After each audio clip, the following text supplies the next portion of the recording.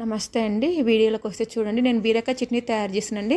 బీరకాయ చిన్నగా ముక్కలు కట్ చేసుకొని తర్వాత చూడండి ఒక ఆనియన్స్ తీసుకున్న చూడండి. తర్వాత నేను కొంచెం వాటర్ వేసుకుంటున్నా చూడండి. అవి ఉడికేంత వరకు మనం వాటర్ వేసుకుంటే సరిపోతుంది, ఎక్కువ వేసుకునే అవసరం లేదు. తర్వాత నేను 5-6 పచ్చిమిర్చి వేసుకున్న చూడండి. తర్వాత నేను కొంచెం చింతపండు వేసుకున్న చూడండి. తర్వాత నేను కొంచెం పసుపు, కొంచెం ఎల్లిపాయలు, జీలకర్ర, ఇవన్నీ ఉప్పు వేసుకొని మగ్గబెట్టుకోవాలండి. దగ్గరికి ఎంతవరకు మగ్గబెట్టుకుంటే బాగుంటుందండి.